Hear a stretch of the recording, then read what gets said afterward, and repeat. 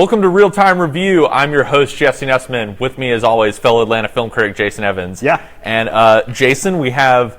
Can I just say, wait. Yeah. We've been waiting like a month to talk about this film. Yes, and MGM has been like over us like a dark cloud saying, do not break the embargo. Yes. But we can finally tell people, challengers, it's coming. It is, I think, the most fun So good. that I have had. like the most just pure fun I've had in a movie theater in I don't know how long. Like a lot of my favorite movies of last year were kind of like deep, heavy movies darker, about like yeah. the darkness of America, and this is just like it's a sports romantic drama that has just like so much life and energy to it. I don't know. We're gonna have so much fun talking about it. You think that tennis is about expressing yourself, doing your thing. You don't know what tennis is. What is it? What did you think about it? I mean, so first of all, we should say the film stars Zendaya, and she is so magnetic in this film. Yes.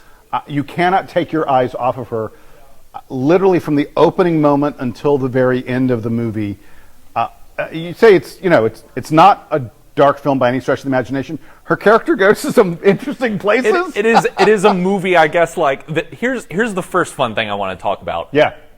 I've enjoyed sort of telling people the plot of this movie is just it's three young tennis stars in a love triangle together. That's all you need to know. And seeing the look of kind of like surprise on people's faces, and not surprise of like, oh, that's it, but kind of like, that's it. Like oh, yeah. They're not like one's a vampire, one's a leprechaun or something like that. Like it's just, when was the last time you saw a movie where like the central thing you were going to see is just like the electric chemistry between three people, three very attractive, very charismatic movie stars. We mentioned Zendaya, but you also have Mike Feist, who people might recognize from the West Side Story remake that Spielberg did, and Josh O'Connor, who people, if they've seen The Crown, he played young Prince Charles, and Josh O'Connor's really great in this film. Really good in this movie. He's the character who sort of has the most interesting arc of the three of them, because as a tennis player, he's up and then down and then trying to get back,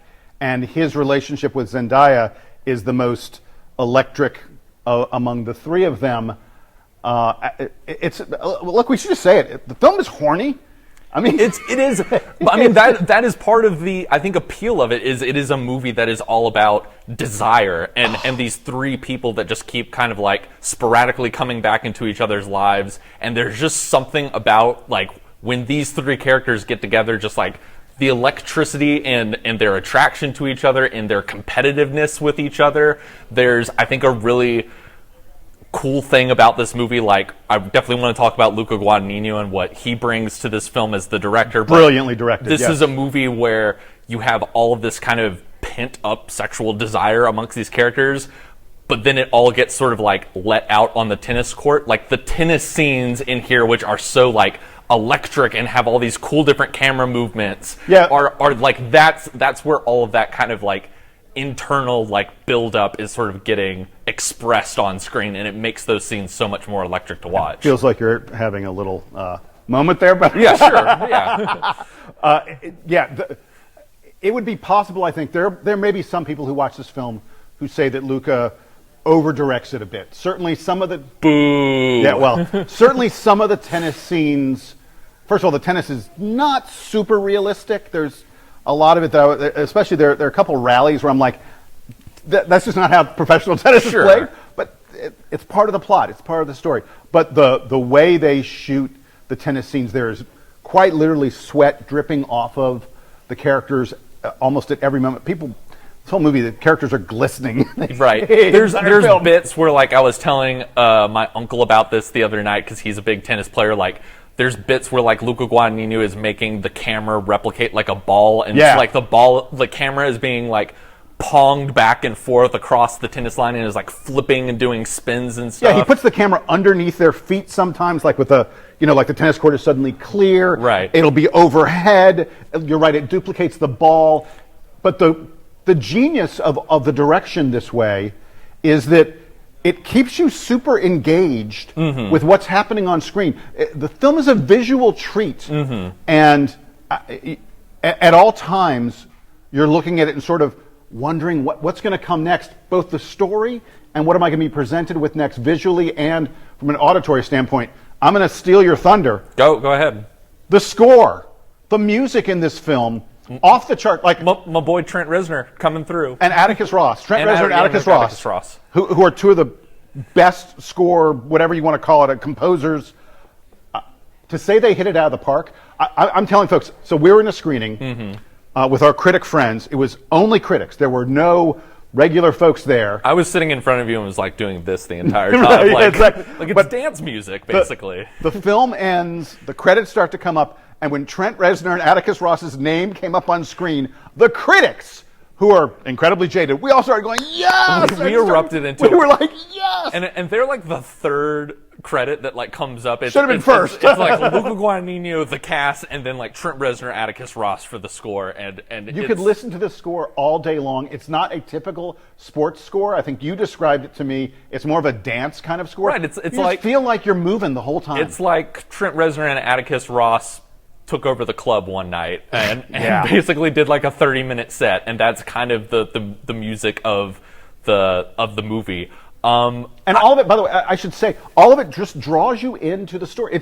And the story isn't like super sophisticated or super complex. There aren't massive twists and turns. Like you said, there are no vampires or anything like that. But I think it does kind of a clever trick of sort of like the whole movie is built around this one match between the Mike Feist and the Josh O'Connor character, and then we see through these different flashbacks that are happening during the match that reveals more about who these characters are and what their relationship is to each other. And it's not necessarily a movie of kind of why they're competing and why Zendaya matters and all this. Yes. And it's not even necessarily a movie with like twists and turns, but those little flashbacks give you these unexpected moments of like, oh, I thought I knew this character, and there's this whole other dimension, or there's this whole other thing that all these people know that I didn't know, and that kind of keeps you sort of engaged and excited as the whole thing is just building and building and building. Yeah, and I will say, the tension of the match really takes over, and you become so engrossed in how's this going to turn out,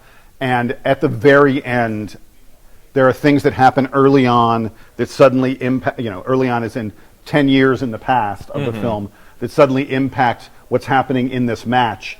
And the entire theater like buzzes because you can sort of sense what's coming, and then it happens. You're like, oh my God. It's a movie where you're so engrossed in it you can't help but scream out. Right.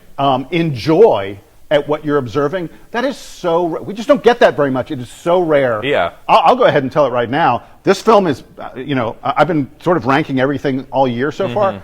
This film is far and away my number one film of the year at this point. It's definitely up there for me. And like I said, I think this is just as pure entertainment fun. Like, I can't think of the last time that I walked out just sort of like bouncing off the walls as much as I was with this movie. I want to talk a little bit about Luca Guadagnino because what an interesting last 10 years this guy has had, and kind of bouncing between all these various different genres of movies, from these very kind of like luxurious, sort of very sensual romance movies like I Am Love and Call Me By Your Name, to these very like visceral allegorical horror movies like Bones and All. Bones and All is a horror movie, and his Suspiria remake. And then this movie, which I think pairs nicely with probably my favorite movie of his, which is A Bigger Splash, which are just essentially, I'm going to get a lot of beautiful movie stars, throw them all in one place together, and have them basically like playing with each other's emotions and playing mind games with each other. And it's just sort of like, it's kind of fun, pulpy trash fun, but like not pretentious about that. And it's just sort of like, look, we know what you're here to see. You're here to see beautiful people play mind games with each other and just sort of like enjoying kind of the camp pleasure of that. Well, and the thing about it is, the films you named that Luca has done are not commercial successes. There are a lot of people out there watching right now who are probably like, wait, which one? Which ones? Like none of these movies were $50+ million box office hits. I love that Luca Guadagnino, that people are going to be introduced to him with a film like this, because this is going to be a box office hit. This is his intro to the mainstream world. Yeah. And people are going to see a an incredibly talented director who knows how to tell a story, who knows how to use the camera, who knows how to use music, who builds characters. Who's really good at getting performances out of actors and understanding the chemistry between people and understanding this sort of like tangible visceralness about his filmmaking, whether it's something like super gross like you would see in one of his horror movies, or just as you described this movie with just kind of like the sweat and intensity and the like chemistry radiating off of these people at all moments. And I think that after this film, you'll see people go back to, you know, maybe something like Call Me By Your Name or Bigger Splash, the slightly more accessible kind of films that he's made, and want to, you know, not revisit but visit those for the first time. And I love that, because this is a director that I think is going to be with us and making awards caliber films for a long time. He's got another one this year. He's doing a movie with Daniel Craig that's coming out at the end of the year. I can't even believe, you know, it can't possibly be as good as this, but I'm hoping it is. So. Yeah, we'll see.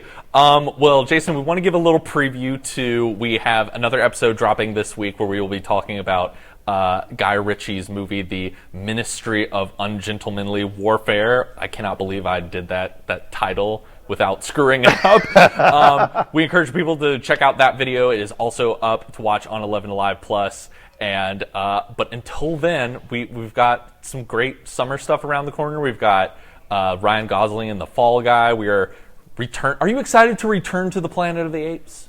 I am, because I think all those Planet of the Apes films have been at least very good, and some of them have been excellent. Okay. So I'll go there. I'm excited for George Miller to return to the Mad Max universe. Yeah. So we got a bunch of great episodes coming up, but for now, be sure to check out our episode on Ministry of Ungentlemanly Warfare, and we will see you at the movies.